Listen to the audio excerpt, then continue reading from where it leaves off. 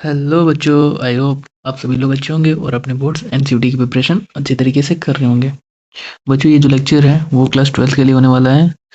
ये लेक्चर जो है आपका सब्जेक्ट ज्योग्राफी का जो चैप्टर फर्स्ट है, human geography nature and scope.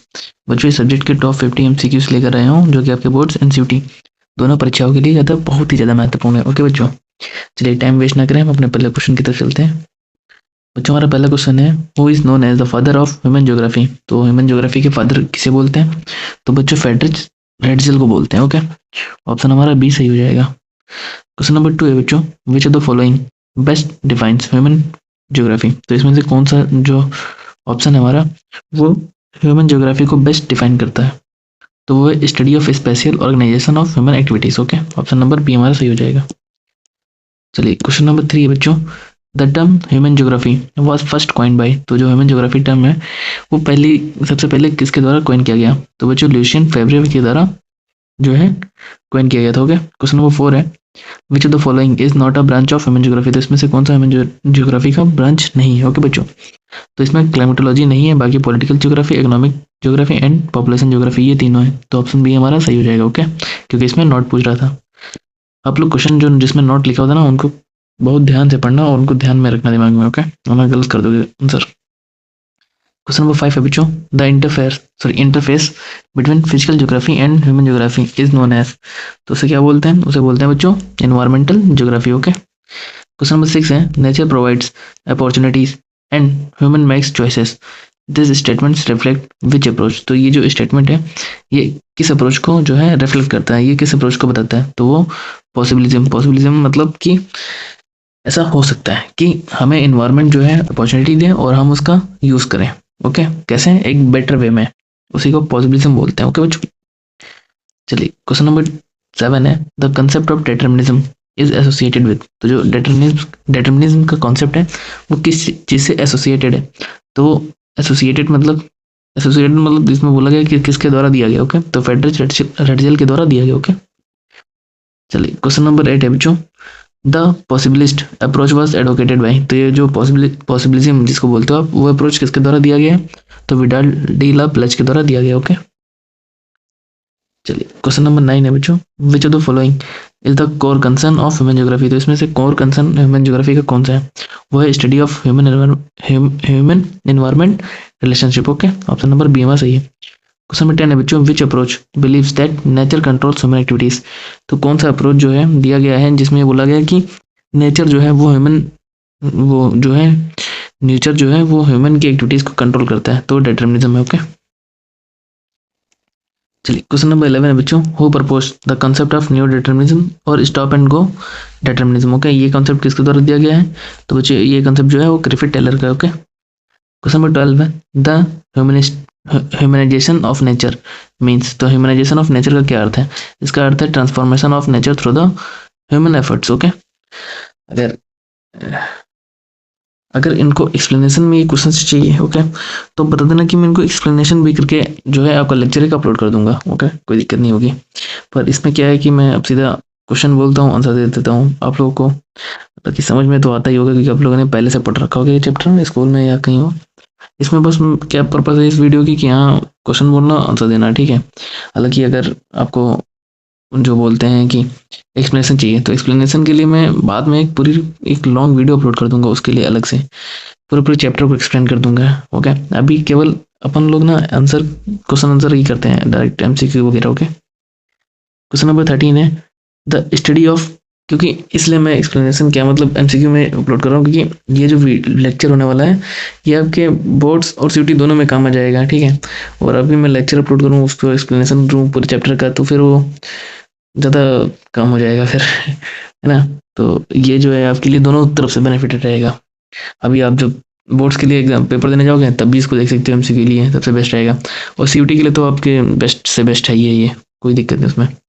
चलिए क्वेश्चन नंबर 13 है, the study of spatial organisation of human activities is related to. तो ये किस चीज़ से रिलेटेड है? वो है human geographies. Okay, question number 14 है बच्चों, which of the following statements best represent the new determinist approach. तो इसमें से कौन सा बेस्ट न्यू डिटर्मिनिस्ट अप्रोच को जो है डिफाइन करता है? ओके, तो ये डिफाइन करता है humans can progress but with in natural limits. Okay, तो एक ह्यूमन ना वहीं तक डेवलप कर सकता है कि जहाँ तक एक लिमिट है, ठीक है। वो ऐसा नहीं है कि जैसे हम लोग एक बेस्ट एग्जांपल लेते हैं, जैसे कि हम लोग झारखंड से कोल निकालते हैं, ठीक है, खोद खोद के। तो ऐसा नहीं है कि हम लोग बस उसको डिग करते ही चले जाएं, ऐसा नहीं है, पर एक लिमिट पे आके वो रुक जाएगा, है ना। चलिए क्वेश्चन नंबर 15 है, the term cultural landscape was given by. तो कल्चरल लैंडस्केप जो टर्म है किसके द्वारा दिया गया है, ये कार्ल शेयर के द्वारा दिया गया, ओके। चलिए क्वेश्चन नंबर 16 है, human geography as a discipline originated during. तो ह्यूमन ज्योग्राफी जो है एज अ डिसिप्लिन कब ओरिजिनेट हुई, तो ये हुई थी 19th सेंचुरी में, ओके। चलिए क्वेश्चन नंबर 17 है, विच of the following pairs is correctly match. तो इसमें से कौन सा ऐसा पेयर है जो करेक्टली मैच्ड है, वह new determinism Griffith Taylor, okay. बाकी सारे गलत है। चलिए क्वेश्चन नंबर 18 है, human geography is concern with. तो ह्यूमन ज्योग्राफी जो किस चीज़ से कंसर्न है, तो spatial analysis of human phenomena, okay. Question number 19 है, who said geography is the study of earth as the home of man. तो ये बच्चों किसने कहा था, ये कहा था रेडजल ने, ओके। क्वेश्चन नंबर 20 है बच्चों, the subject matter of human geography is. तो सब्जेक्ट क्या matter, spatial organisation of human life, okay. चलिए क्वेश्चन नंबर 21 है बच्चों, which of the following is not a sub field of human geography. तो इसमें से कौन सी सब फील्ड नहीं है ह्यूमन ज्योग्राफी की, वह है ओशिनोग्राफी, ओके। क्वेश्चन नंबर 22 है, man is a product of earth surface, who said this. तो man is a product of earth surface, ये किसने कहा, ये बच्चे कहा था एलन सिंपल ने, ओके। इनकी एक वो और भी है, उसको क्या बोलते हैं, approach. The major thrust of human geography since the 1990s is towards. तो मेजर थ्रस्ट किसकी तरफ रहा, ये है human development and welfare, okay. चलिए क्वेश्चन नंबर 24 है, which approach studies regional differentiation. तो कौन सा रीजनल डिफरेंशिएशन अप्रोच देता है, ओके, वो है रीजनल अप्रोच, ओके। चलिए बच्चों please subscribe our channel and recommend to your friend also, okay. Thank you. अगर आप सब्सक्राइब करें तब भी थैंक यू, अगर लेक्चर देख रहे हैं तब भी थैंक यू, अगर आपने कुछ भी किया है उसके लिए थैंक यू। चलिए क्वेश्चन नंबर 25 है, ह्यूमन ज्योग्राफी स्टडीज। तो ह्यूमन ज्योग्राफी क्या स्टडी करती है, वो है relationship between human and nature, okay. चलिए क्वेश्चन नंबर 26 है, which of this is an example of physical factor affecting human life. तो इसमें से कौन सा ऐसा एग्जांपल है जो physical factor affecting human life का है, ओके। तो वो है क्लाइमेट। चलिए क्वेश्चन नंबर 27 है, in which stage of human development did people depend entirely on nature. तो कौन से स्टेज पे आने के बाद, मतलब कौन से स्टेज में अगर बात की जाए जो ह्यूमन था वो एंटायरली नेचर पे जो है डिपेंडेंट था, तो प्रिमिटिव स्टेज। प्रिमिटिव स्टेज जैसे आप एंशिएंट टाइम में ले सकते हो, क्या, जब किसी भी चीज़ की डेवलपमेंट नहीं थी, जब बोलते हैं ना आदिमानव इंसान, आदिमानव, तब की बात की जा रही है, ओके। चलिए क्वेश्चन नंबर 28 है, stop and go determinism implies. तो स्टॉप एंड गो जो डिटर्मिनिज्म वो किस चीज़ पे इम्प्लाई करता है, वो है conditional progress with within limits of nature, okay. चलिए क्वेश्चन नंबर 29 है बच्चों, human geography help us to understand. Human geography किस चीज़ में हमें मदद करती है समझने के लिए, किस चीज़ को, तो population distribution and settlement pattern, okay. चलिए क्वेश्चन नंबर 39 है, the nature of human geography is. तो ह्यूमन ज्योग्राफी का क्या नेचर है, उसका नेचर है डायनामिक, ओके। चलिए क्वेश्चन नंबर 31 है बच्चों, सॉरी क्वेश्चन नंबर 31 है बच्चों, human geography is a field of study emerged as a reaction against. तो किसके अगेंस्ट है, वो है फिजिकल डिटर्मिनिज्म, ओके। चलिए क्वेश्चन नंबर 32 है, which one of the following is not correctly match. तो इसमें से कौन सा करेक्टली मैच नहीं है, तो ये वाला करेक्टली मैच नहीं है, ह्यूमनिज्म एंड बाकी तीनों सही हैं, तीनों सही है। जैसे कि एनवायरमेंटल डिटर्मिनिज्म ब्रेडस्टिल ने दिया, पॉजिटिव विडाल डिला विलेज ने दिया, और न्यू डिटर्मिनिज्म टेलर ने दिया, ओके। ये बाकी तीनों सही है, बट लास्ट वाला गलत है। चलिए क्वेश्चन नंबर 33 है, in human geography the main tool of analysis is. तो ह्यूमन ज्योग्राफी में मेन टूल एनालिसिस के लिए कौन सा है, वो है मैप बच्चों।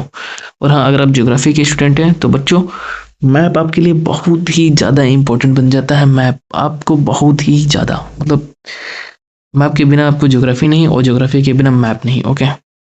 तो अगर आप लोग चाहते हैं कि मैप की भी कोई सीरीज ले आऊँ, या वर्ल्ड मैप, इंडिया में इंडियन मैप, फिजिकल और political, anything anything in map, okay, just tell me and I will bring that video, okay. क्योंकि देखो मैं भी ज्योग्राफी का स्टूडेंट है और मुझे मैप तो मतलब मेरे दिमाग में छवि बस जाती है मैप, मुझे मैप से इतना प्यार है। चलिए क्वेश्चन 33 है, देखो मैं मैप को लेकर दोबारा एक क्वेश्चन रिपीट करने जा रहा था। चलिए क्वेश्चन 34 है बच्चों, the branch of geography concern with people and their activities is. तो the branch of geography concern with people and their activities. तो ये कौन सी ब्रांच की बात कर रहा है? वो कर रहा है ह्यूमन ज्योग्राफी की। ओके, चलिए क्वेश्चन नंबर 35 है बच्चों। The main focus of possibilism is. तो मेन फोकस पॉसिबिलिज्म का क्या है? वो है human can modify the environment. Okay, ये पॉसिबिलिज्म का जो है मतलब एक बार से बोलते तो तर्क है कि ह्यूमन जो है वो एनवायरनमेंट को मॉडिफाई कर सकते हैं और उसको अपने हिसाब से चला सकते हैं। जैसे कि अगर बेस्ट बताएं एनवायरनमेंट को मॉडिफाई करना, तो सीधे सीधे ले इस प्रकार से बोल सकते हो सीजन में अफेक्ट आना, ठीक है। और वेदर में बोल दो, वेदर को भी बोल सकते हो, और भी कई चीज़ें हैं बोल सकते हो आप। है छोटा क्वेश्चन नंबर 36 है। विच of the following is an example of cultural element. तो इसमें से कौन सा एग्जांपल जो है वो कल्चरल एलिमेंट का है? तो वे रिलीजन। ओके, चलिए क्वेश्चन नंबर 37 है बच्चों। The term anthropo geography, okay, was coined bye. Anthropo geography किसके द्वारा कॉइन किया है? वो रेडजेल के द्वारा दिया गया। ओके, क्वेश्चन नंबर 38 है बच्चों। The concept of human nature relationship support the idea of sustainable development. तो ये किस चीज में आ सकता है, किस कंसेप्ट में आ सकता है? ओके, वो कंसेप्ट है न्यू डिटर्मिनिज्म। ओके, चलिए क्वेश्चन नंबर 39 है बच्चों। Who is regarded as the founder of modern geographical thoughts. तो मॉडर्न ज्योग्राफिकल थॉट्स के कौन बोल सकते फाउंडर है? वो रेडजेल। चलिए क्वेश्चन नंबर 40 है बच्चों। Humans are free agents but their freedom is limited by nature the idea belongs to. तो ये जो आइडिया है, जैसे कि ह्यूमंस फ्री तो है, एक प्रकार से बोल सकते हो कि फ्री एजेंट्स हैं, बट देयर फ्रीडम, जो उनकी फ्रीडम है कुछ ही है एक हद तक। जैसे कि हमें कॉन्स्टिट्यूशन ने फ्रीडम दिया कि हम बोल सकते हैं, कुछ भी कर सकते हैं, ठीक है, पर एक लिमिट तक दिया है कॉन्स्टिट्यूशन ने। जैसे कि आप शादी में, ठीक है, आप गाना बजा सकते हो, डीजे बजा सकते हो, डीजे जितना भी करना है, पर हमारी लिमिट उसने बाउंड कर दी है कि 10 बजे तक ओनली, ठीक है। 10 बजे के बाद आप लाउड स्पीकर पर गाना नहीं बजा सकते हो, कि उसने कॉन्स्टिट्यूशन ने क्या किया है कि मतलब एक लिमिट लगा दी है। ऐसे ही है कि इन्वायरमेंट जो नेचर है ना, उसने ना ह्यूमंस पे लिमिट लगा रखी है। मैंने एक एग्जांपल दिया था कि एक लिमिट तक ही आप नेचर के साथ खिलवाड़ कर सकते हो, ठीक है। वो कोयल को डी करने का बताया क्या था एग्जांपल अभी ऊपर, तो वही चीज़ है।